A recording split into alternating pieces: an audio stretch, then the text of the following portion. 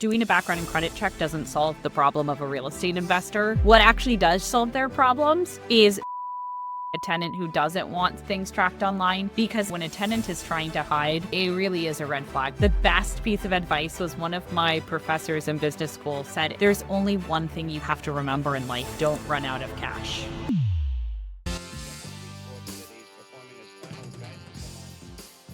Welcome to the Hybrid Real Estate Professional Podcast. I'm your host, Aaron Amin. Today, I'm joined by a special guest, Dana Dunford, CEO and co-founder of Hemlane, a venture-backed property management platform with over 28,000 rentals under management. Dana built Hemlane to help investors manage properties from a distance while staying connected to the trusted local pros. In this episode, we're going to unpack what the smartest real estate investors are doing differently, how to build a risk-mitigated system for your rentals, and why your best deals probably aren't in your backyard. So let's get into it. Welcome to the show, Dana. Great. Thanks so much, Aaron, for having me. Of course. Well, I'm eager to talk about the platform, but before we do that, I think you have a really interesting background. I'd love to just kind of hear a little more about your origin story and how you got into the rental property world. Yeah, it's interesting. I ask other folks who are in as a kind of unsexy of industries as property management, and I don't think anyone wakes up and dreams to go into it. It has to be a personal problem, whether it's your family, a significant other, a friend close to you, or you have experienced, in order to say, hey,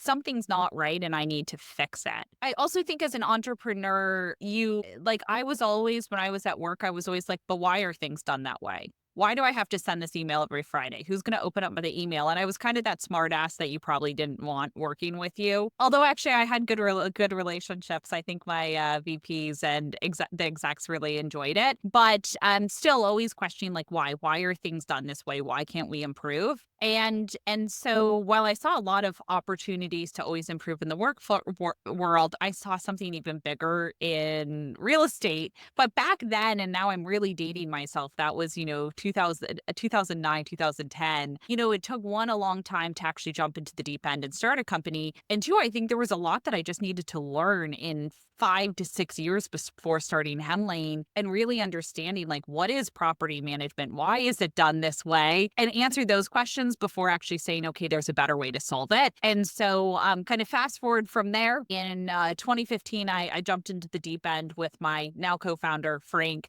We started a company that was getting our feet a little bit wet with like just background and credit checks for tenants, which back then you didn't have Zillow Rental Manager that had background and credit checks in there. You didn't have softwares that did it. So we were really at the forefront of that. And then from there just said, hey, there's something bigger here. Doing a background and credit check doesn't solve the problem of a real estate investor. What actually does solve their problems is picking up the repair calls, reducing liability, like all the other things that go into the value props. And that kind of led to saying, hey, we should do a platform-based approach and actually do something so much bigger in property management and completely change how properties have been managed. I love that. No, thank you for retracing that a bit. And you heard in my intro, right, one of the things that we teach in our program is how to invest in just 20 minutes per day. And it's built around this idea of busy professionals or people with families that don't have a lot of time. And to your point, like one of the biggest pain points for people that, especially new landlords that are still learning a lot of the motions, is it's not that there's a ton of work to do. It's not that there's a full 8-hour day worth of work to do as a property manager or as a landlord, but there are these little things that add up. You got to coordinate a repair. You got to talk to a tenant about leasing. You got to, go update a listing. Like there's all these kind of little micro motions that you have to go through as a landlord. And I think you guys correctly saw that, people want to buy those little chunks of time back. And minute by minute, it's that's how I've kind of grown to think of it. Especially, I know you have kids, I have kids, and it really puts things in perspective, like how little time we actually have to dedicate towards this. So I think by seeing where those pain points are with the landlords that you were talking to and working with, you were able to design a solution to kind of help solve those bigger problems. And to your point also, in 2015, there weren't as many tools. So you guys kind of had an early advantage of being able to create some of those automations and systems. So when you were first scoping out the product and trying to validate what the need is, what was the process? Did you go and talk to a ton of different investors? Did you and Frank have, a portfolio and you learned some of these problems from your guys' investments, or like how did this all kind of come to be in the beta and the early version of the product? Yeah, great question. So I'll start with one. I knew a lot of landlords who had a lot of problems. To your point, there's like small little things that add up, but then there's some big catastrophe. And you really, when I read into that, it's not like, how do I solve this now for them? It's like, how did this happen? How did they get to this state of an eviction to begin with? And like, how do I actually solve root problems? So I think that was really like the impetus of Hemlane is like management should never be challenging or difficult if you can really solve these things and streamline it. As far as the process, I interviewed or not interviewed, I interned at a property management company where what I literally did, I was a free intern. And no one would have hired me for a paid internship because it was just for the summer. So I just went around and I saw how they did inspections. I saw what they did every day. And then I also just constantly ask, like, well, why do you do things this way? How are you charging the owners? And really getting that experience and exposure helped me understand one, a lot of property managers know a heck of a lot about how to mitigate risk. And we should promote that. Like, we should be promoting risk with your rental properties, but also on the flip side, a lot of these property managers are overworked, underpaid, and then they start putting charges in there that don't make sense, like vendor upcharges or trying to not do renewals so that they can just get a lease up fee versus for an owner, you want to keep the tenant in the property long term. And I started seeing these things and would just kind of silently observe them and get back to the root of like, hey, this industry is so inefficiently run. And the only way to solve it is not layering technology onto the existing industry. It's actually to reinvent it. Because the industry, if you think about it with property managers, they have Appfolio, they have Yardi, they have RealPage and Buildium and Doorloop and all these tools built for them. But it's still the second lowest rated industry on Angie's. And so how do you make it actually better for those who are licensed, who are assisting, and then those who own and operate rentals? Yeah, no, it's a good point. So in addition to the technology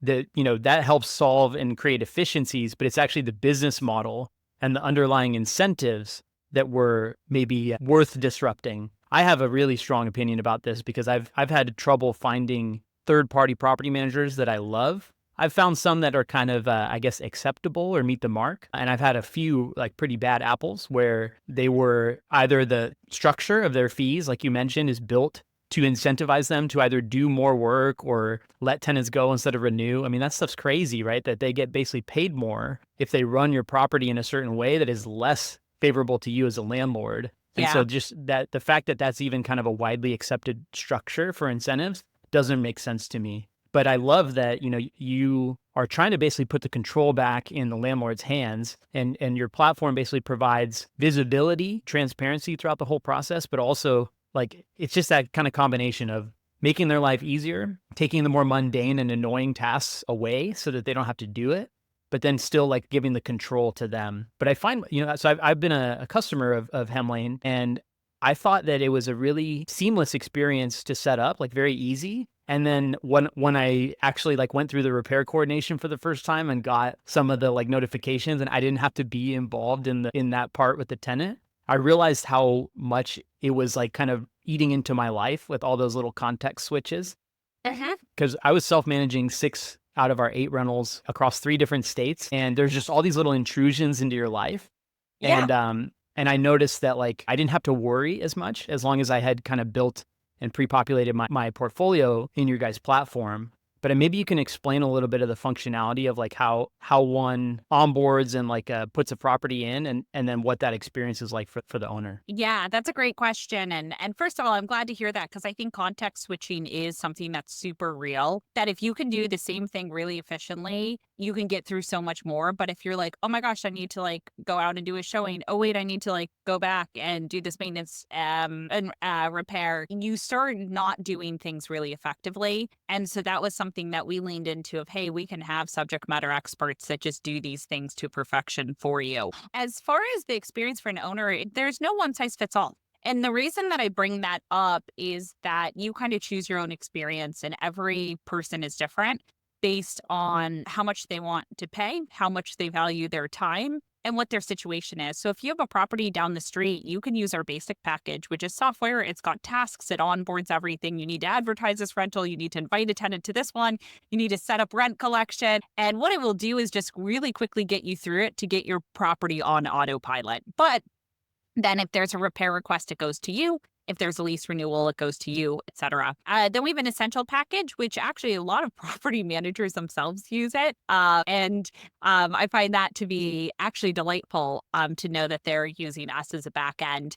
And that's where you have your own service professionals, but you use our 24/7 repair coordination. We do the troubleshooting, the dispatching, paid out the service professionals, all of that on your behalf. And then the third one that we have is basically the property management on basically like a much more complete holistic view. And so that's where you get a rental assistant. They respond to all the tenant inquiries. That's a new feature that we have. And then you also have a dedicated repair coordinator for your properties. There's eviction shield. So if your tenants are late on rent, we get a mediator involved. So really from the dashboard, you should be able to see everything going on without it being too overwhelming for you. And also everything's transparent. You can see every message sent.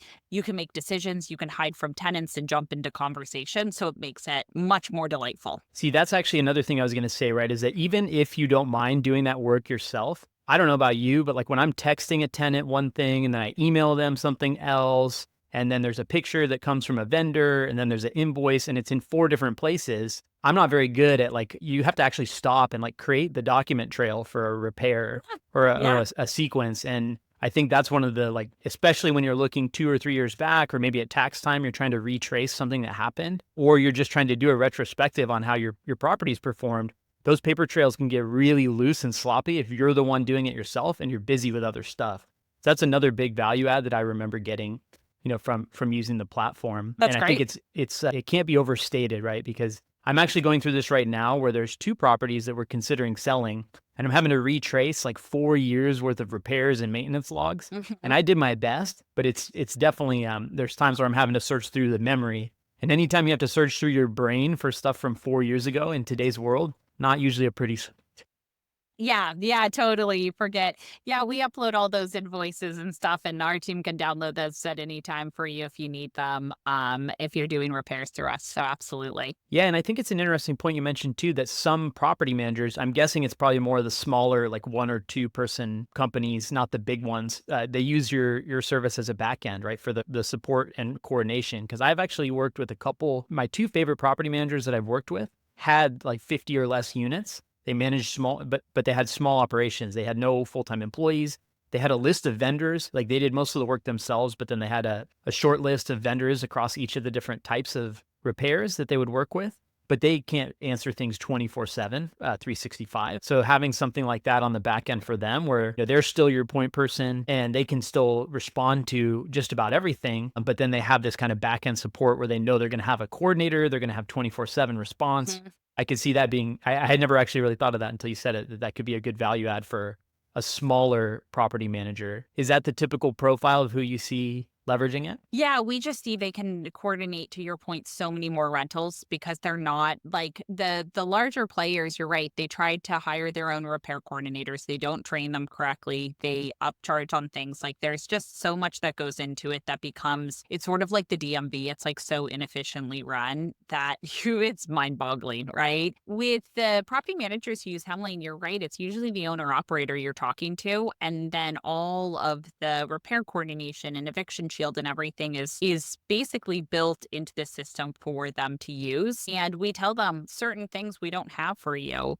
You want to upcharge on repair invoices? We're not going to do it. Like we're not building that in there, so you can go to Appfolio and you can sell the same old thing, or you can modernize and align with your customers. And I think that part is like very much what we call the Hemlane way. And unless you are very bought into the Hemlane way, we don't want to work with you. And that we've really stayed true to. And that's why I think when you have a property manager who uses Hemlane, where it's transparent to the owners, they can see everything. It does become such a much more delightful experience. Makes sense. And I think the other archetype I can picture is someone who does want hands-on experience. I picture myself maybe 4 or 5 years ago, before we had kids, like I actually enjoyed self-managing. I enjoyed building the skills of working with tenants.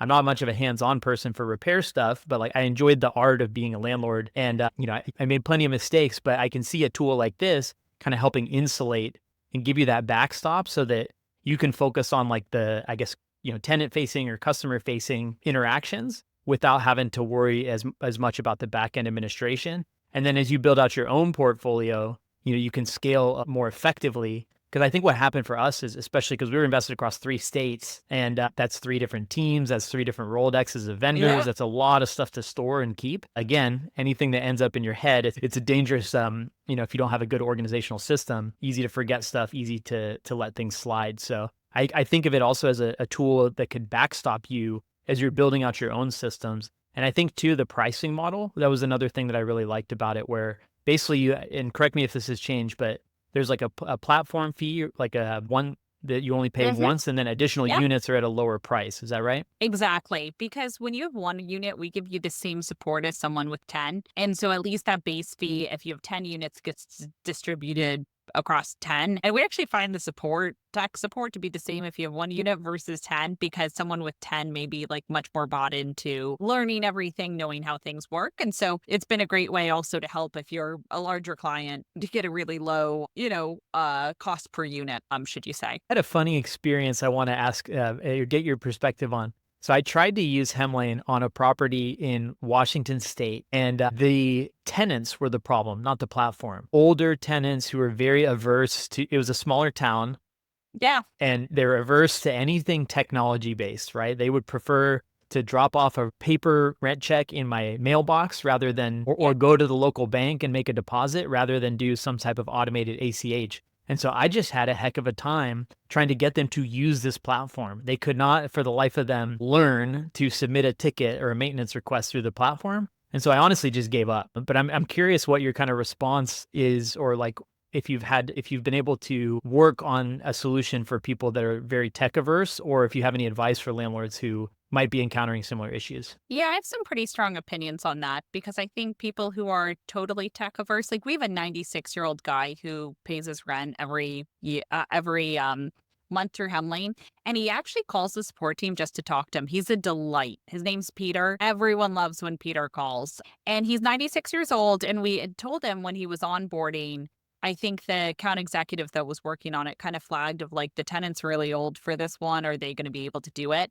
So they said to Peter, "Hey, get your children to help you set your up on Hemlane." And he goes, "Oh no, I use Facebook, and if I can use Facebook, I can use Hemlane." He's down in Texas, and sure enough, he set up his rent. He put it on auto pay, and so now we've said because of Peter, if you can use Facebook, you can use Hemlane, and if a 96-year-old can do it, you can do it. I think those who are averse to using technology, one, I think that definitely is becoming much more of the minority right now of folks. But if you can't use it, you can't use anything. You can't even use Uber to get around. You know what I mean? You're paying more for everything because now you're paying for like an assisted living person want to book your Uber for you. Like I think it's a bit, and hopefully they have family who can help them out with it.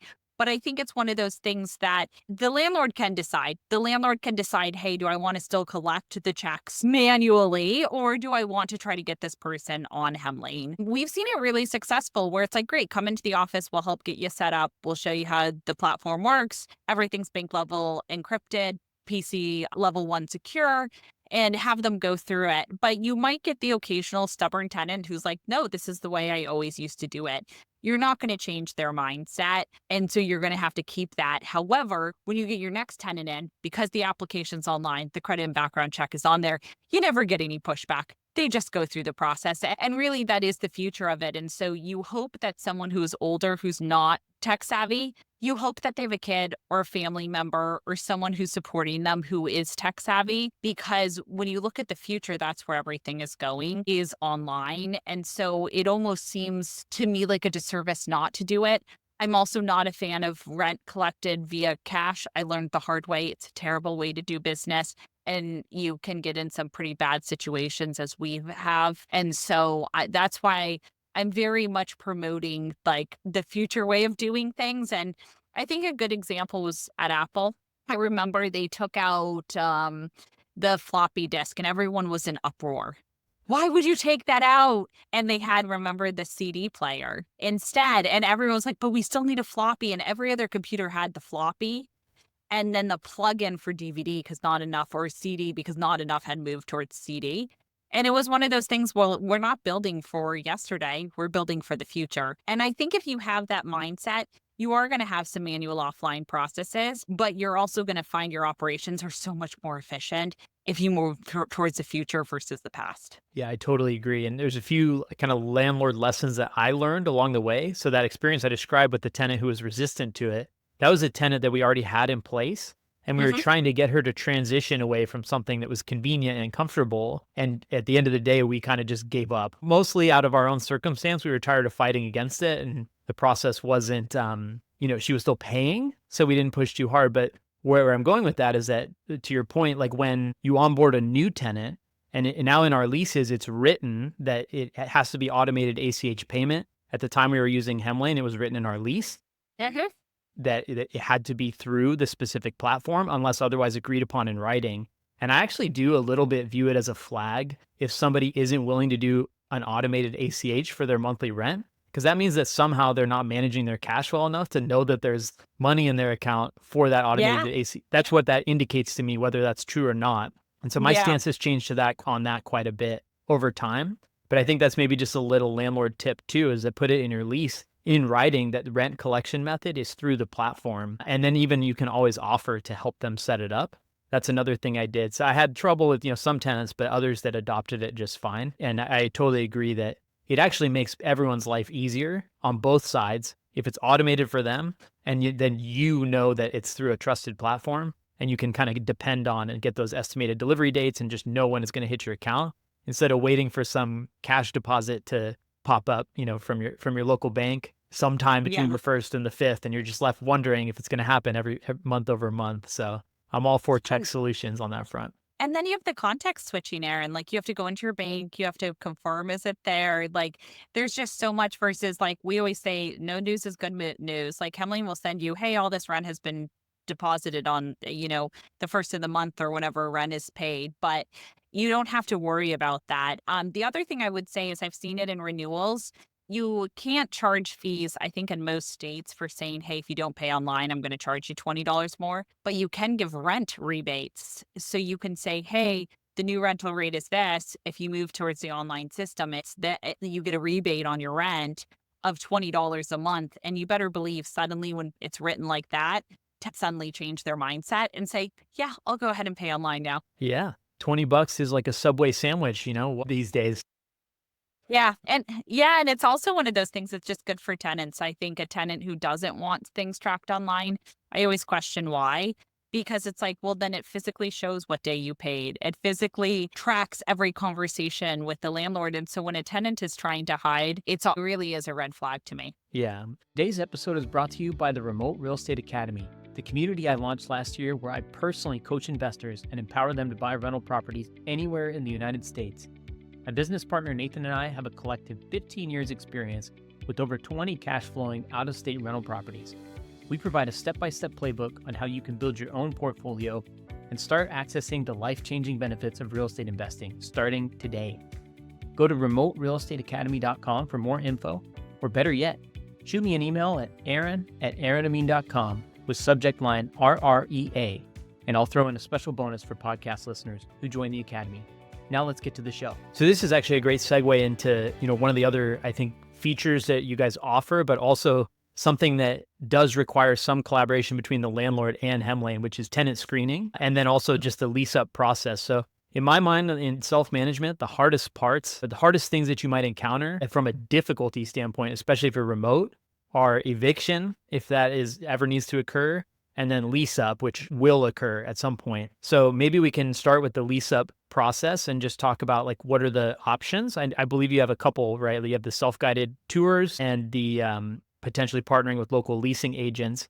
But can you just run through kind of what those scenarios are and how that might work for someone who's not physically in the location of their rentals? Yeah, that's a great question. So essentially, you can either self-manage and do the advertising through us, but show the property yourself, you can use self-guided tours or you can use a local licensed agent. It kind of goes in order of cost from that perspective. One of the things we realized with local agents is we have some really good local agents who are on their phone 24/7. A tenant message comes in, right away, they call, they set up the showing, boom, boom, boom, boom, boom. However, we also found there was a lot of micromanagement of people who were not our employees. In other words, a broker agent, and we'd be like, hey, tenant inquiries came in last night. This property has been on market for 20 days. Why didn't you respond and reach out? Like we did our automated, but why didn't you call them?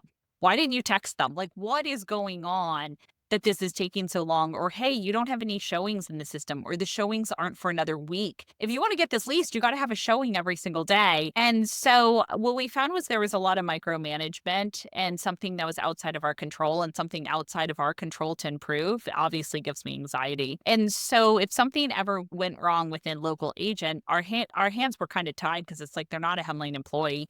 You have a contract with them.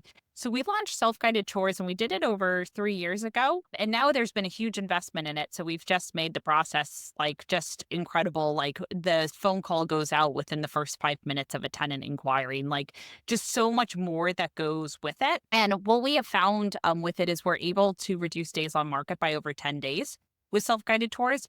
But you have to do everything very safely and securely. And so we have someone there texting you or on a call as you're doing the showing. You show up. We've already done identity verification. So your ID up to your face, we're scanning it. We're following up after the showing, seeing what you liked, what you didn't. Is there anything to report? Confirming you locked up, showing a photo of you locked up. Like we have that process down. And so what we found is that's really helpful. I think where a lot of people get self-guided tours or like just the automation process wrong is they over automate. I never think over automation is good. You still need, if someone says, yeah, I really liked the place, you need someone to call them. Great, you really liked it. Let me walk you through exactly next steps on the property and all of that. And so I still think you need a human touch with all of this to really make it make tenants trust you as well. And so I think there's that balance between the automation and the humans. And then obviously that third one is local agents. We have some phenomenal agent partners. I don't mean to say that all are bad. We have some phenomenal partners. And so now our criteria really is like they have to have a 4-star plus review in our system, that brokerage, if we're going to refer it out to them. Got it. Yeah, so self-guided tours is something that I was very uncomfortable with for a long time. But the more I hear about it and the more like particularly the security and like how it's a one-time code, there's biometrics, there's a lot of stuff involved to keep it safe and secure. I'm warming up to that idea. But so Yeah. just to kind of better understand though, where are the live touch points if somebody uses that service, and who is it? Is it the landlord that has to do those calls, or is it someone on your team that No, it's does? all our team. Okay, It's their leasing coordinator. So you'll have a showing coordinator and a leasing coordinator. The leasing coordinator is going to coordinate everything with the tenants, just from like setup through. The showing coordinator is just managing those tenant inquiries. And you can see it all in the system. So you can log in, see what calls we've sent, see what emails we've sent, text messages, etc. got it. And is that service? So I know that there's different like size markets, and the level of service that you guys offer sometimes is based on population or maybe I don't know the density. So is that service available only in the markets where you have that kind of higher tier service, or is Nope. it okay? Go ahead. It's available everywhere. We can't, if you want us to install the lockbox for you, you do need to be in one of those complete areas. But if you have a friend or someone else to install the lockbox, it's a digital lockbox, so the code is changing. It's really easy to install. You can be in any market. So that is available nationwide anywhere. The one caveat I would make is we've seen in towns with populations of 3,000 or 4,000 people, the days on market is longer. So our average days on market is 21 days on market. If you're in a really small place, not to say all of them, but we've seen the days on market go up. And so when we were looking at our days on market in our data and system, we saw if you are in a much more higher populated place, it's just like clockwork. But if not, it will take slightly longer. Yeah, no, that's interesting. So I've heard you use a couple different data points, but I'm curious, like, how do you measure success for your company? Like, what are the different metrics that you pay attention to? So you talked about days on market for listings. Are there other like ways that you kind of measure satisfaction or the quality of your service to landlords? Yeah. So every single service is different. I think with Eviction Shield, it's how many cases did we not get to court, and how much rent, what percentage could we collect on rent from the tenants through negotiations. If it's maintenance and repair, it's time to dispatch as well as total days that the request is open. And that one, the time to dispatch and like time to response, the reason those are more important is that we just need to know, hey, when a request comes in, you've done the troubleshooting, you've confirmed that the tenant can't do it, and go, you have this scheduled. Because if you find that, hey, you're waiting on, actually, one of our repair coordinators said a good thing about it. He said it's like a car with four wheels. Hemlane's one, but you have the service professional, the owner, and the tenant. And you need all of them to be moving in the same direction. And so then the question is like, hey, if we're not getting this scheduled, if it's a service professional, that's on us. We can push that forward. But are we getting the tenant to push it forward as well to get it scheduled with us? And so there's certain things like that that they're doing to get the time to dispatch down. So it's another one. And then the biggest ones are NPS and just CSAT per product. We want to make sure that we are always getting 5-star reviews. In other words, if you are a coordinator in any of our departments and you have under 4.3-star reviews, you are automatically on a PIP and you are going to have to find another job, because we want to make sure that you are clearly communicating and articulating things to everyone in that car moving one direction. Yeah, that makes sense. I think there's also a lot of onus on the landlord to understand what you can and can't do. There's a ton of capabilities you've already described, but the landlord has to play their part too, right? Correct me if I'm wrong, but I feel like Hemlane is not for someone who wants to be 100% hands off all the time, right? They have to have some degree of involvement, and there has to be kind of a established relationship or almost like an agreement, like, okay, here's the type of stuff I'm going to pay attention to. Here's the type of stuff I can outsource. And I'm not going to Yeah. just like leave it to Hemlane to figure everything out with no involvement. What do you kind of Yeah. expect from your landlords, I guess, is the question behind that. It's the decision making. The only way to get 5-star reviews is to have no surprises. And so if we get a landlord involved, it's because they typically haven't filled out their move-in guide, haven't filled out their instructions of how they want us to handle certain things, haven't filled out their thresholds. Like, we want to know. We have some landlords who are like, hey, if it's under $1,000, I don't want to hear about it. Do the price negotiation, push back, close out the repair, pay the bill. We have other ones who say, no, I want to be very involved. And so we just need to know what your level of involvement is in that commitment to ensure that we can get 5-star reviews and say, hey, this is exactly how you wanted us to handle it. And so when we get landlords involved, it's things like rent increases. Here's what the market's saying. How much do you want to increase it by? Those types of things are where the landlord would still need to be involved. And we also make everything transparent. So if you're saying, hey, I don't want to hear anything, Hemlane's not the tool for you, because if it's not transparent, I actually don't know how you scale. Yeah, it doesn't seem like there can be a scenario in which the tenant doesn't at some point have to interact with the landlord, right? Or I mean, there at lease renewals, Yeah. things like that. But they do it through the platform. They do it through the platform. Yeah. Yeah. Yeah. Yeah. Yeah, and I can tell you as someone who um, texted often with my tenants, especially as I scaled, sometimes that got a little much. Even though I enjoyed having a Yeah. relationship with my tenants, the fact that they're in your personal cell phone, your personal inbox, it can get a little intrusive. And having that kind of separate platform that you can go and check on and communicate is definitely valuable if you're trying to really, I think I used to blend my landlord and my regular life a lot more than Mhm. I do now. Now it's a bit more compartmentalized and separated, Yeah. and it creates that kind of peace of mind and extra space so you can be more present, especially, now that I'm a father, that means a lot more to me. So I Yeah. think, but being able to leverage that part of the tool and the way you communicate with your tenants, again, that's kind of it's on the landlord to learn how to do that, not just assume that it's going to be done without Yeah. any input from them. Default, but they feel helpless because they're 2,000 miles away and maybe they only know one or two people in the town. So how have you built this service? And I'm sure it's evolved over time, but how have you built this service to give people peace of mind when they encounter those type of situations? Yeah, it's actually our fastest growing product. Everyone seems to love it. I mean, love it for a good reason. So it starts with first, if a tenant's late on rent, obviously the system, whether or not you have eviction shield, we'll go ahead and send a notice that the tenant is late. Rent is usually due on the first, late on the second, and typically late fees kick in on the fifth of the month, although sometimes it's the sixth or the third. What we do is between the third and the fifth of the month, if the tenant is still late or, that many days from when their rent was due, we go ahead and outreach the tenant and it's a mediator. And the mediator's primary reason to do the outreach is to just understand, why are you late on rent and how can I help you? When they come from a scenario of help, suddenly tenants open up a heck of a lot more about what's going on.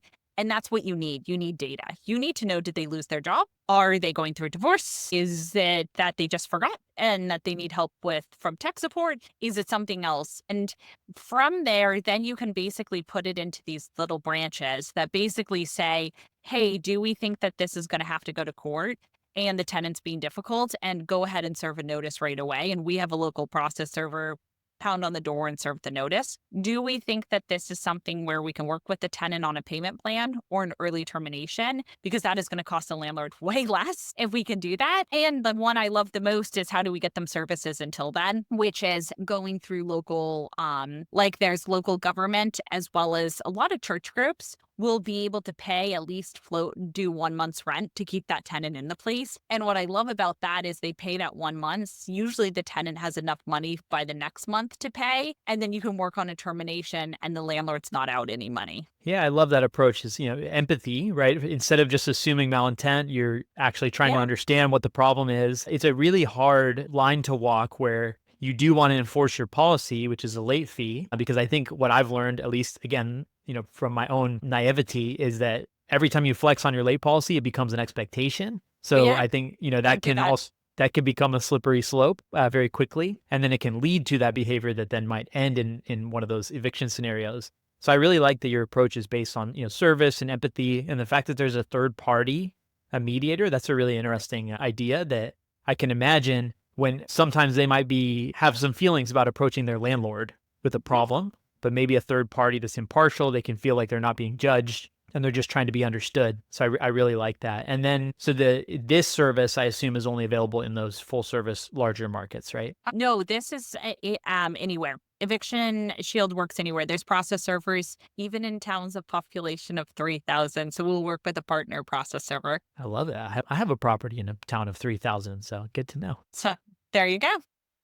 Awesome. Well, I do think, that long distance investing, which is, my niche and obviously probably the most common scenario that you serve, those are the common like big pain points. Are you're usually busy. You don't want to manage all those little micro motions like tenant coordination, Yeah. repairs, all that type of stuff. You don't necessarily, the lease up is one of the more nerve-wracking parts where you have a vacant unit, you need it to get turned over, you need somebody to be able to coordinate that and then advertise and then do the showings. And then of course the scenario where something has gone wrong and you might need to do an eviction or put together some sort of plan, like you said. Maybe it doesn't end in an eviction, but you have to navigate a complex scenario. And so just having like even a thought partner, like someone because I think as a landlord, when you enter those situations, it really is a type of stress that's very unique where you feel somewhat helpless, especially if you're far away. And so just knowing that there's someone else in your corner and you are aligned. Of course, a traditional property manager can provide that type of support,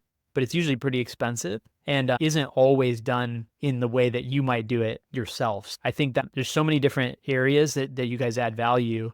And I'm curious too, like if you were to describe like what your average client or customer is, like is it that long distance investor that, is investing in one or multiple out of state markets? It's a combination. So I think it's about 15% PMs, but they tend to have larger portfolios.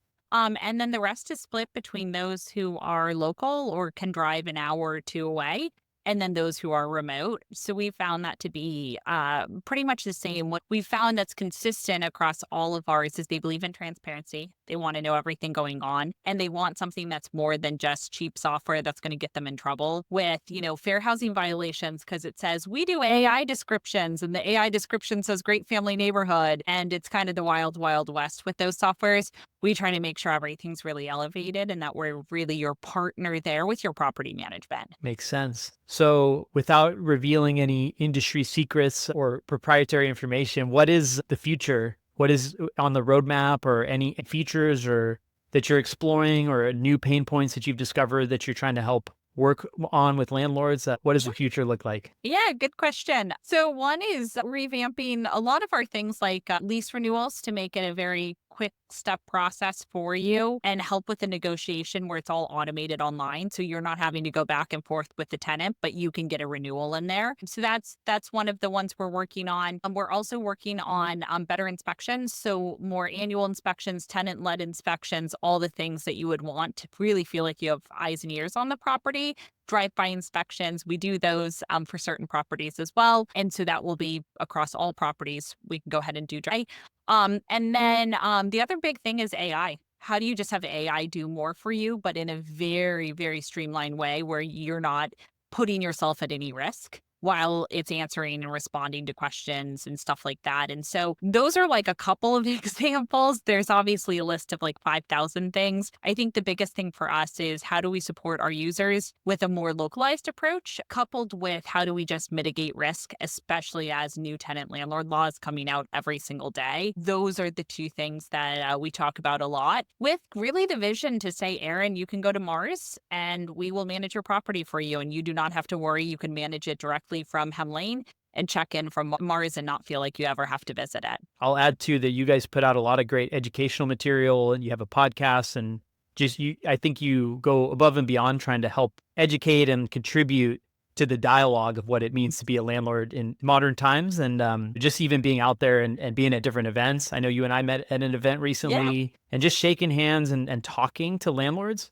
obviously, informs how you can stay, up to date with your product and make sure that you're serving people, based on today's problems and not just banking on stuff that you learned right away. I've been impressed with how you guys have iterated and evolved over time, and how you're constantly kind of looking around the next corner to see what the problems of tomorrow are going to be. So consider Well, me a thanks.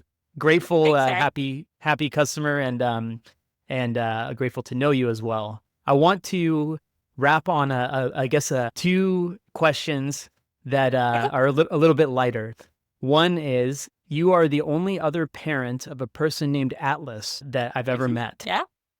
So I have a son named Atlas, and he's one of our twins. How did you pick that name? And it's really funny because mine's a twin, obviously, too. And I think we spoke about this. So we both had sons named Atlas.